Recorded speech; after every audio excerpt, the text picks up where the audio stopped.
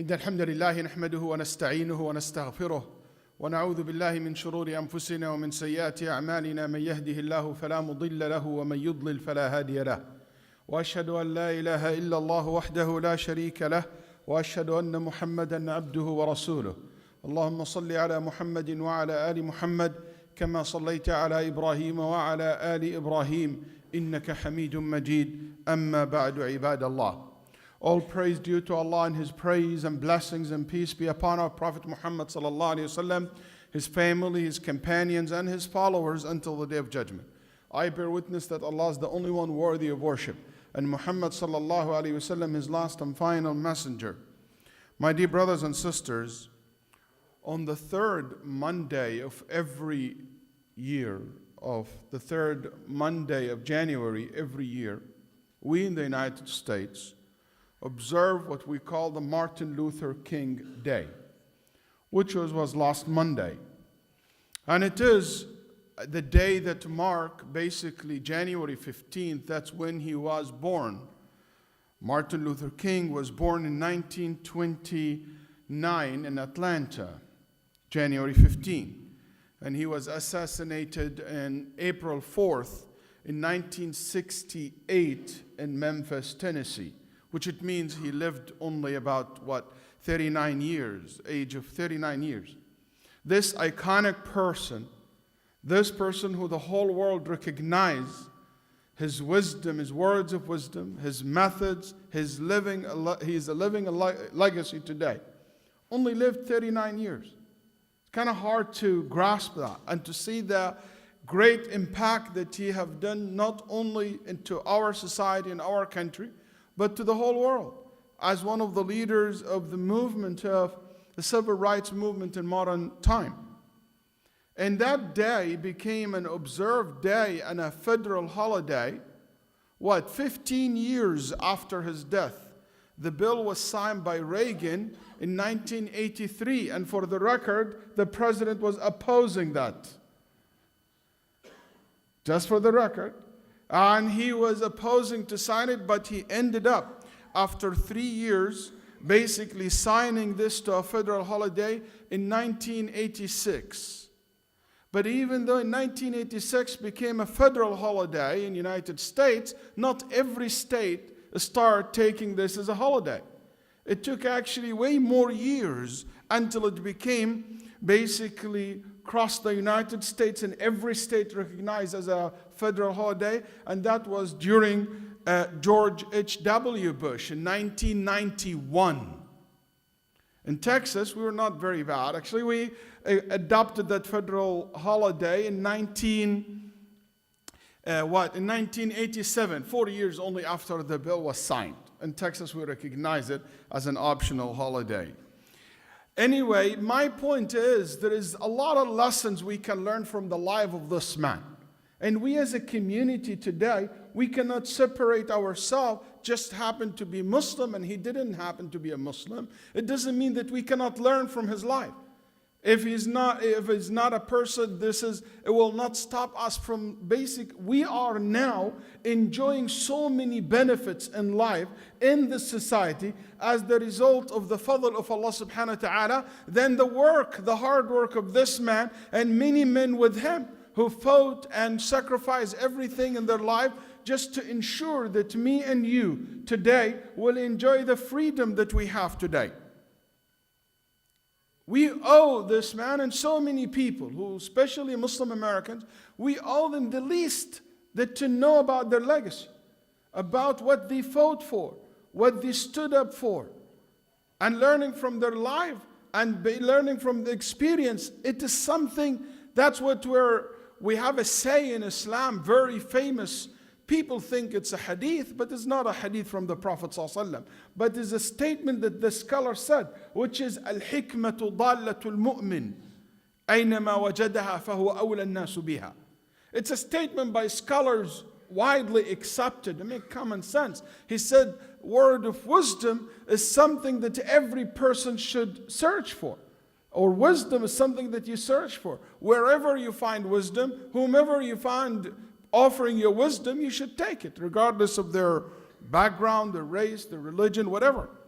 So there is so many we can learn from this man. Beyond the lasting impact of Dr. King's contribution to our society, his method, his reactions remains as an important lessons that can be applied in many challenging situations today that we face as a community, we face as a society, we face as a country today. He is a living legacy of lessons that basically each of us can apply in our own lives. And I will share a few points that I would like to point out, even there is so many to be mentioned. Number one for me, every time I think about Martin Luther King's life and struggle, I always say this, that this man always was driven by his dreams, driven by his goals. Even though he has so many problems in life, but he was not driven by these problems as much as he was driven by his goals and dreams. And there is a big difference between you waking up in the morning and all what you think about, the problems and the challenges and the bad thing and the negative things, versus you woke up in the morning and all what you think about is the goals and the dreams that you want to achieve.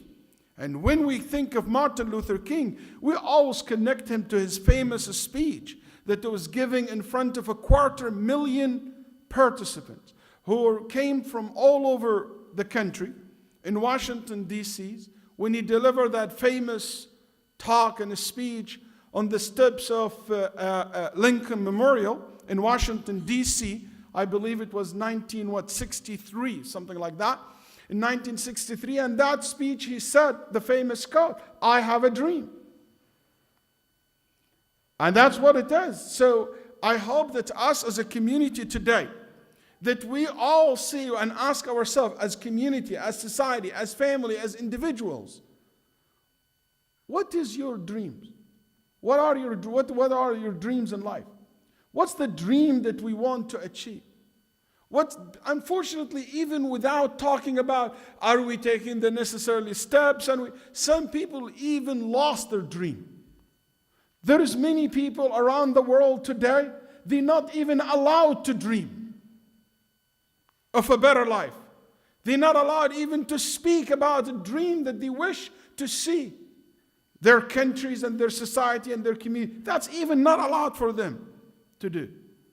And many of us, because of so many challenges and difficulties in our life that facing us, that killed our dreams.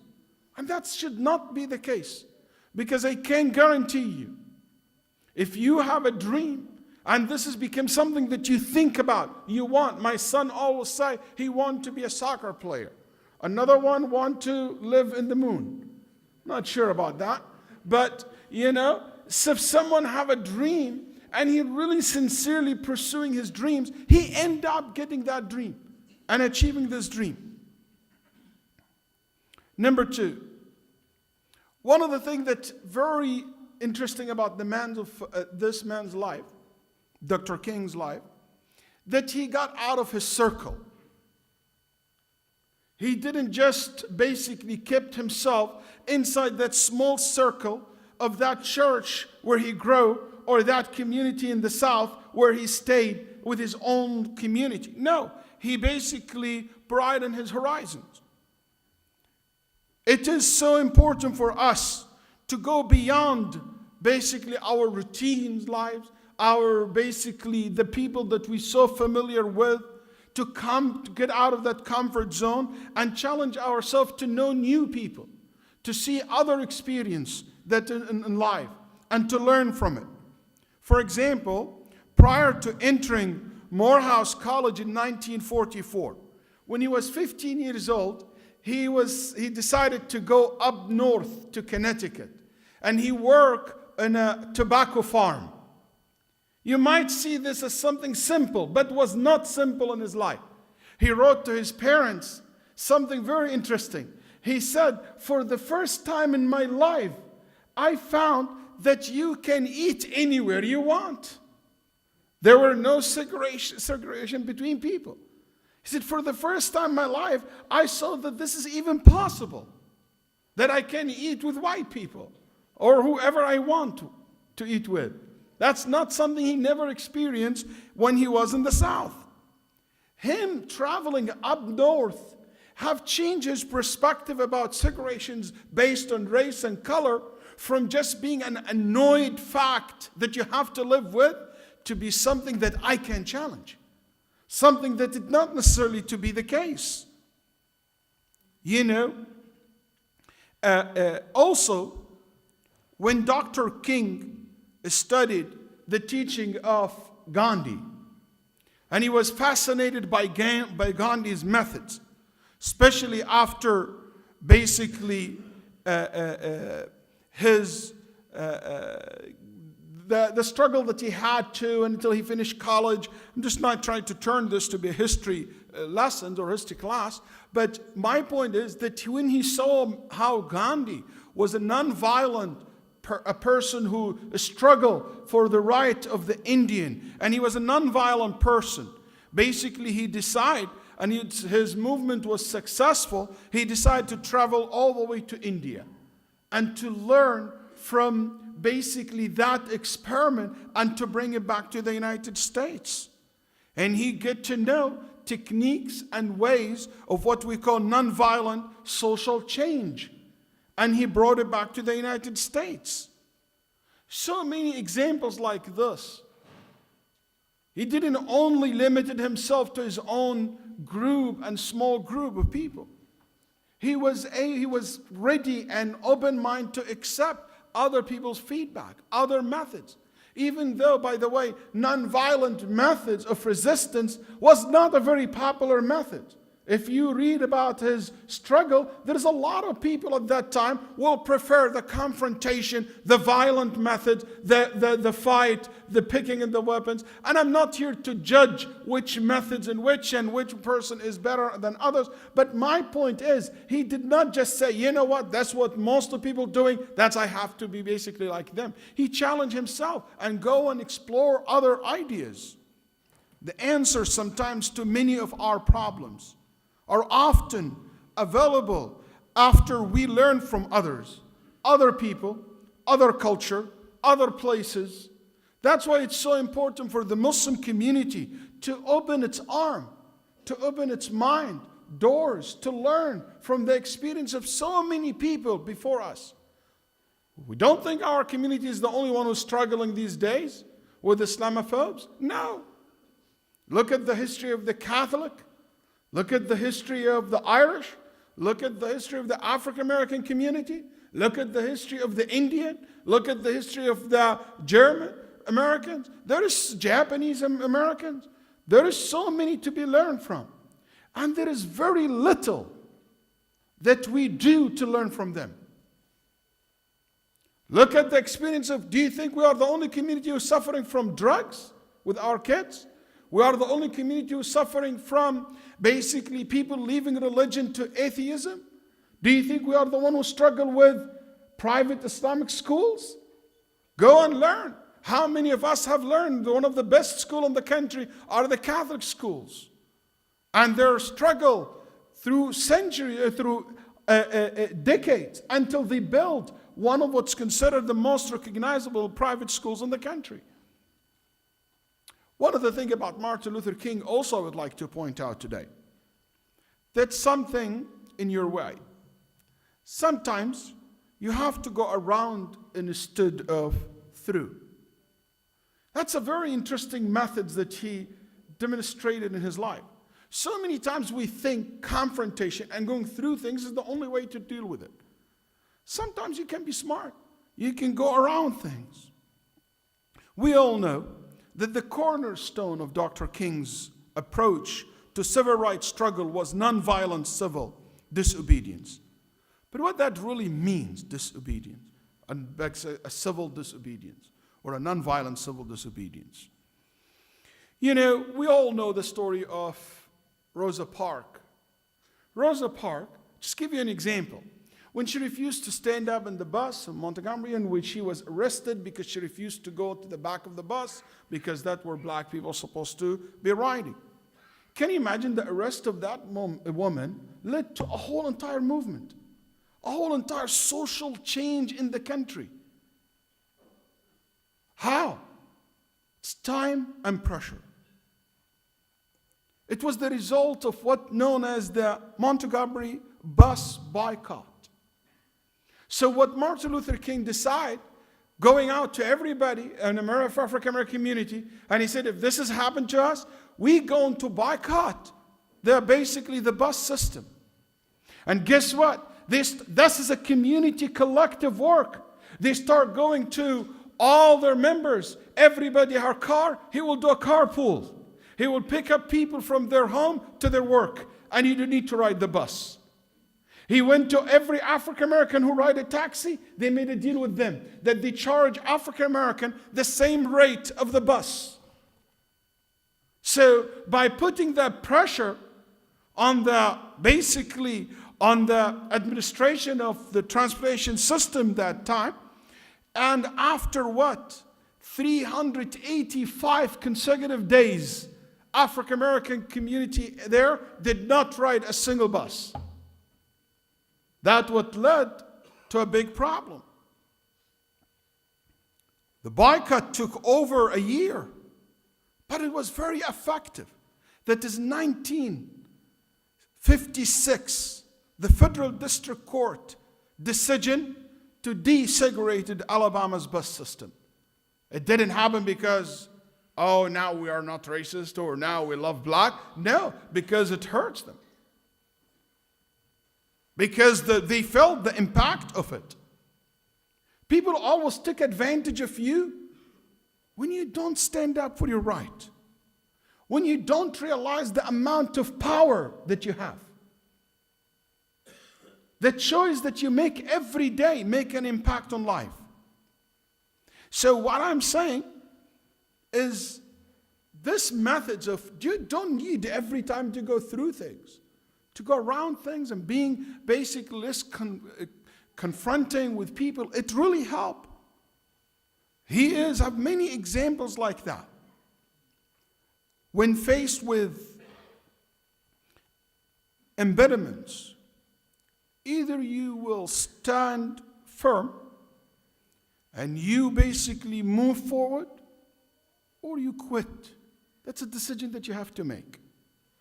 Dr. Kings and people like him don't quit. He was arrested maybe 20 times.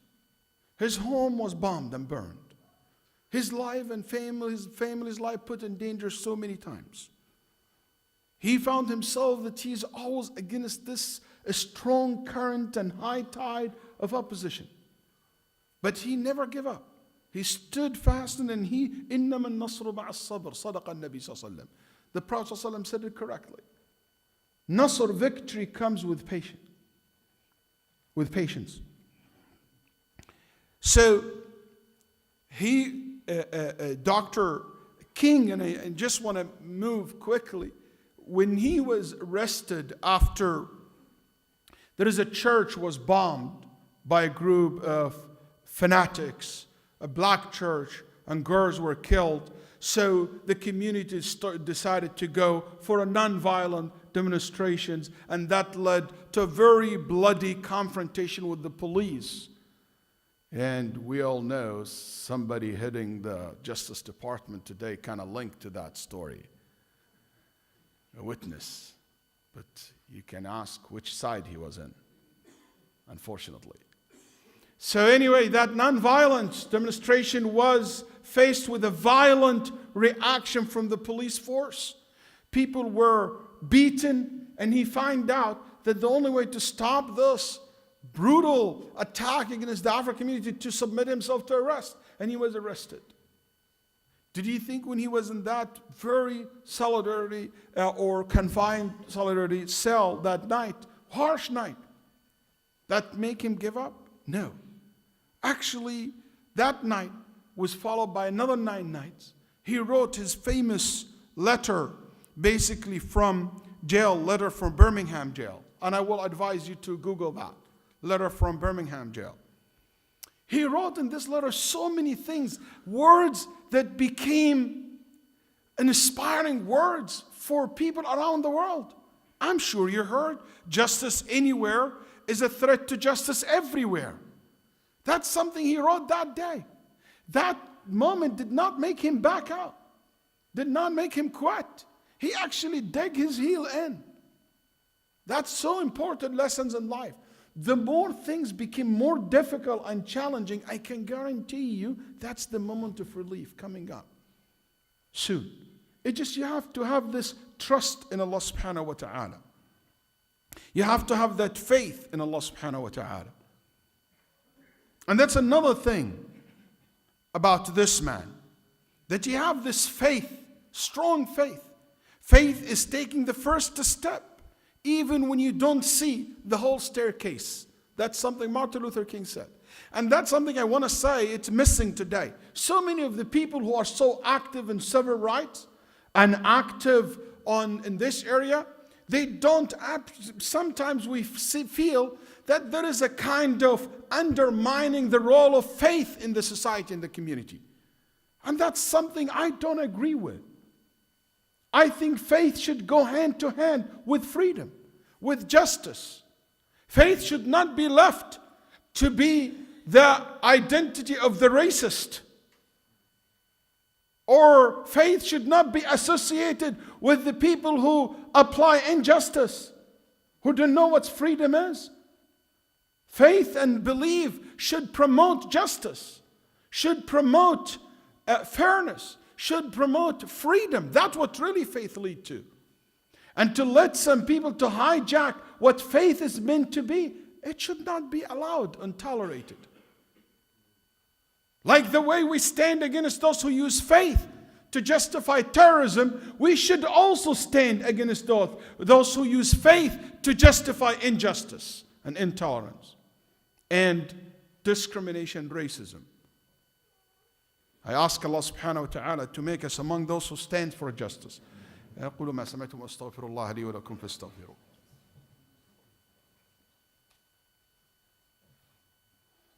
الحمد لله وحده والصلاة والسلام على من لا نبي بعده وبعد.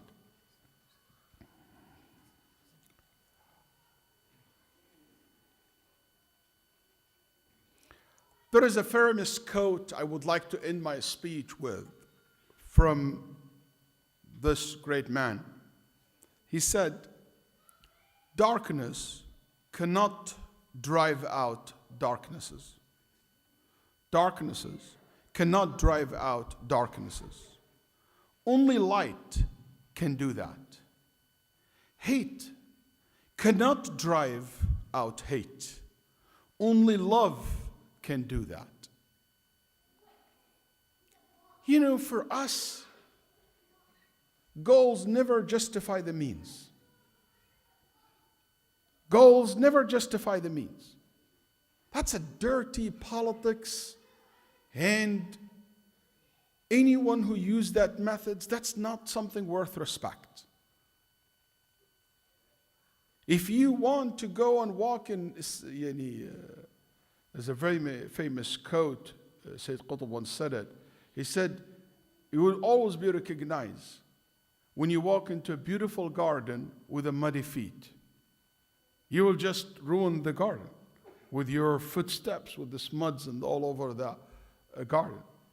You can't use wrong methods to achieve a right goal or noble goals. We cannot allow ourselves to lose our values in the pursuit of justice, in the pursuit of what is right and what is correct. We should not allow this to happen. And we should maintain our principles, and we live by them. Because I think in the end of the day, that's what's really going to make us win. Because if you don't have something, as he said once, if you don't have something that is worth living for or to die for, you don't deserve to live, or something around that meaning, which is very true. The moment we lose our principle, the moment we lose, our moral compass, the moment we lose this battle, it shows you that really love is more powerful than hate. Light is more powerful than darknesses. So we make sure that this is a method that will never be forgotten. And also, Martin Luther King is not the only man in the civil rights movement. Yes, he's a shining star in the movement. in the 60s, in the civil rights movements in the 60s. But he was not the only one. He was never alone in his struggle. He was surrounded with a lot of allies, with a lot of friends, a lot of people that he reached out to, people he compromised even to reach out to. He has people from different churches, different backgrounds, different religions, the Jewish community, a Catholic, many different groups of people basically joined him.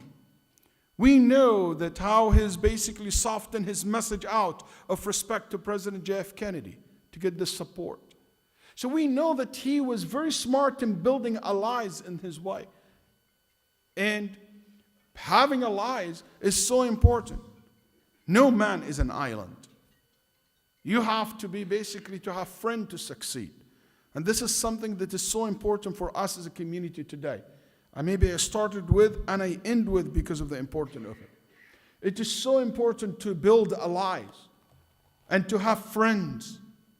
But I want to tell you something, brothers and sisters.